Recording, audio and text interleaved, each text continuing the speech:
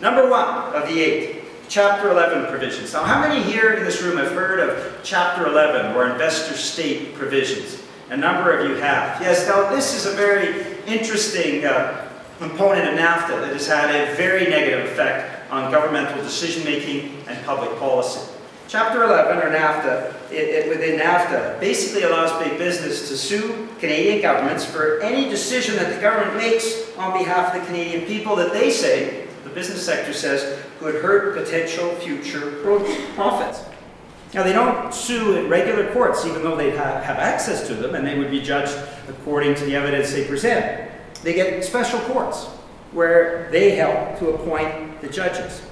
Well, what's the result of these investor state provisions?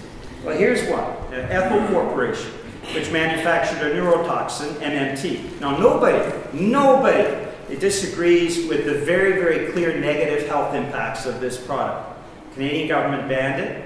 Ethel Corporation used these investor state provisions, these Chapter 11 provisions of NAFTA, to sue us as Canadians.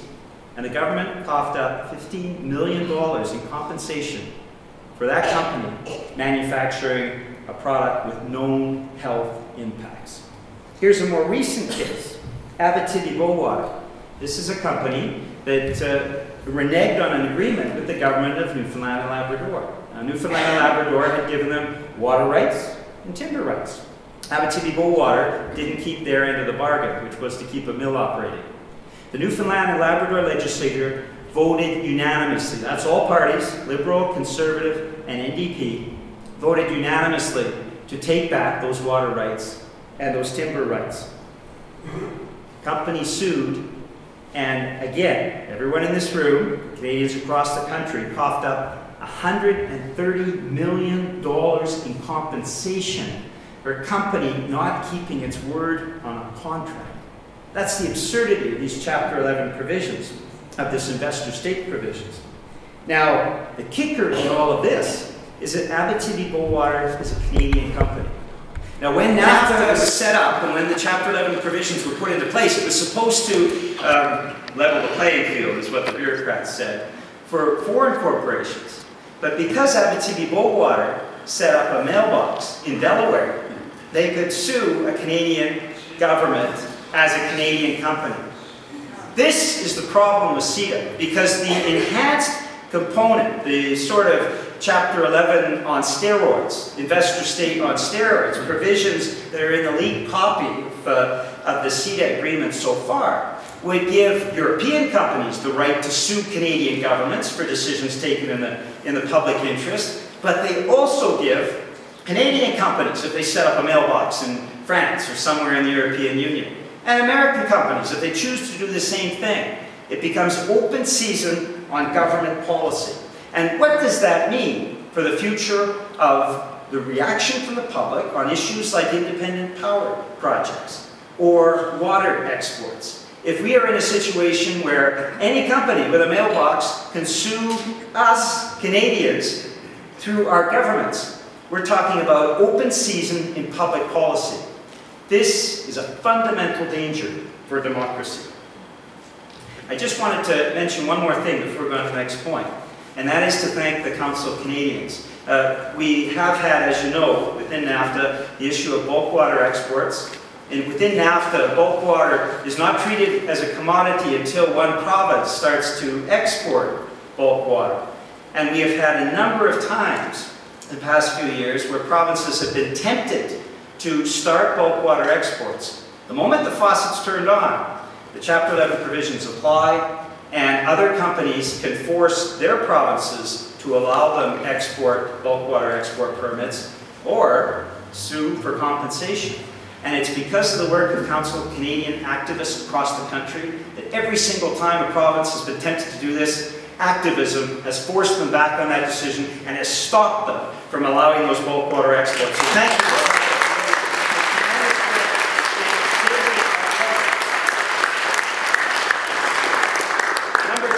Agriculture. Now, the government has said very clearly, the entire supply management sector is on the table. Now this is a unique Canadian innovation that guarantees producers stable prices and guarantees supplies to the consumer. It works in the dairy industry, in the poultry industry, in the egg industry. Other countries are actually looking at our supply managed sector precisely because it provides that stability in those sectors. Now, if we look at operating incomes for small farms across the country, we can see the advantage that supply management provides. Last year, 2010, the average hog farm had a net operating income of minus $166,000. They lost money. The average cattle farm, net operating income minus $15,000. In the supply managed sector, in egg and poultry, it was plus $87,000. In the dairy industry, plus $88,000. The supply managed sector is the one part of our agricultural sector that has actually provided stable income to families across the country. And yet, the government wants to give that up. Secondly, on agriculture, the Conservatives, as you know, have been trying to attack the wheat board for some time. They've been trying to do away with it.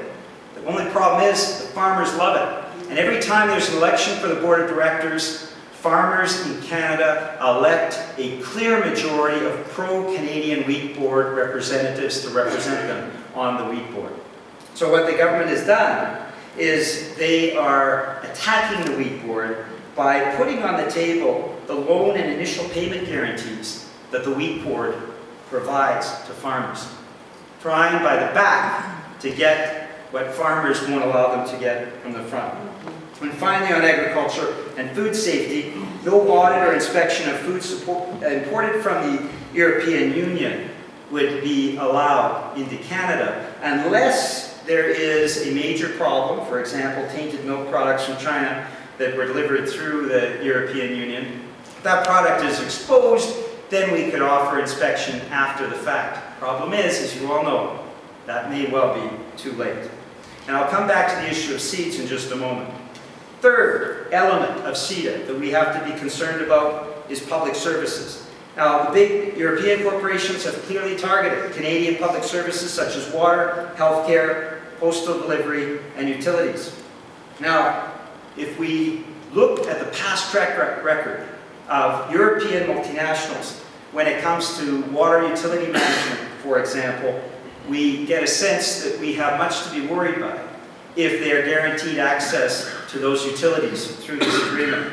Just give you one example. There have been many controversial examples from Africa, from South America. But how many of you have heard of the issue in Cochabamba, Bolivia? Some of you heard of that? Yeah. This is a European water company, International Water Corporation, that came into Cochabamba to operate their water systems.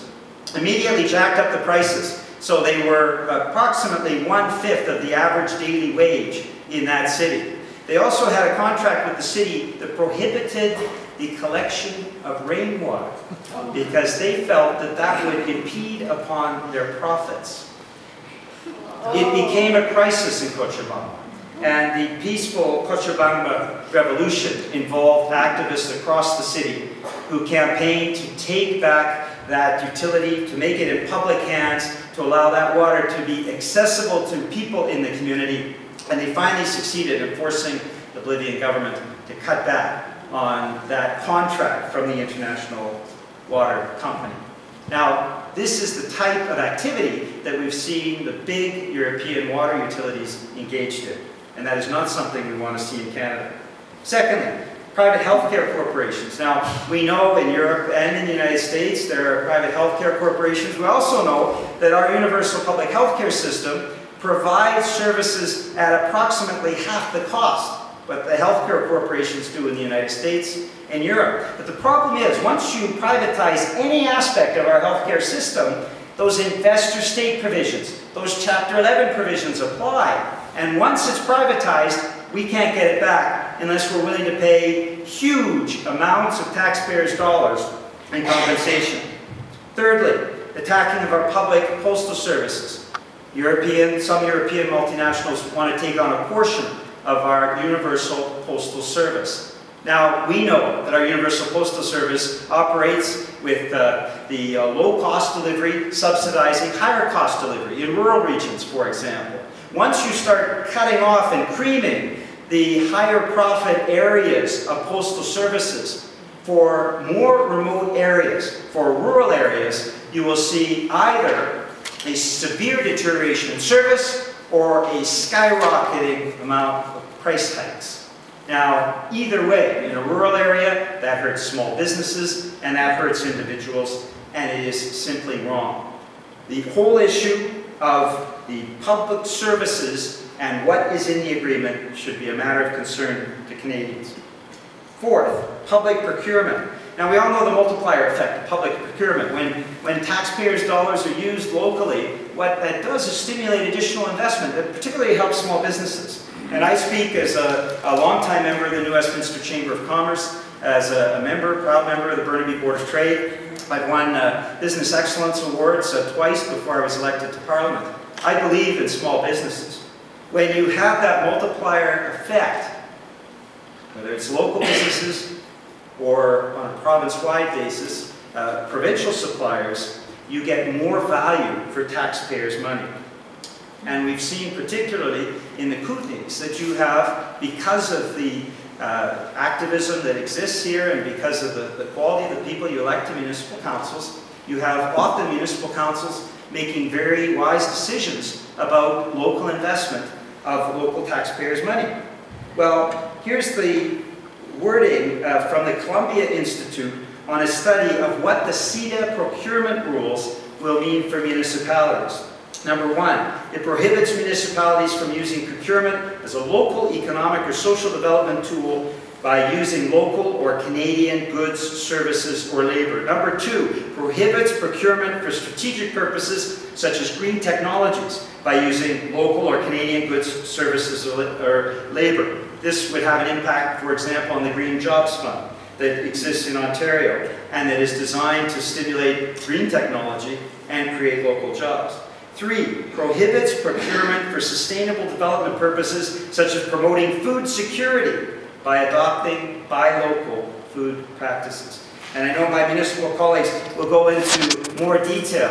What this does is cut off the ability of your local city councils, our provinces, to make investments, sound investments, with that multiplier effect of taxpayers' money that help local small businesses and help the local economy. And that includes the rural economy, and that includes buy local policies. 5, healthcare costs. Now this is something that you may have heard about this week. A report that was released by Paul Brutenhorst, who is on the Faculty of Pharmacy from the University of Toronto, and Aidan Hollis, the Department of Economics from the University of Calgary. They announced it just a few days ago, and it's still making waves across the country, because this is what they said, that the intellectual property provisions of the CETA draft text, resulting in prolonged patent protection for the big pharmaceutical companies, will result in their estimation, and these are two scholars who understand the pharmaceutical industry as well as anyone, in $2.8 billion in increased health care costs. $2.8 billion across the country. 50% of those costs going on to provincial health care plans. The cost to British Columbia, $250 million. Now, this has an impact because the provinces up until now have been only kept informed by the federal government on negotiations. Most of the provinces have 1 or 2 staff people entirely devoted to the issue of trade. That's it. So the information that has been circulated has come from the federal government. Now we get information that shows that the federal government wasn't willing to come clean on the incredible increased cost to our healthcare system. Now half of that, so $250 million, $250 million, going to the healthcare plan. Who assumes the other half? We do. With the increased cost of private healthcare plans, and particularly for seniors who aren't on private healthcare plans, it could mean increased costs out of their pocket. This is when we talk about quality of life issues. That seniors who already are struggling often to buy the pharmaceutical products that keep them in good health and allow them to deal with conditions are now going to have to choose between buying those important medicines or eating in many cases.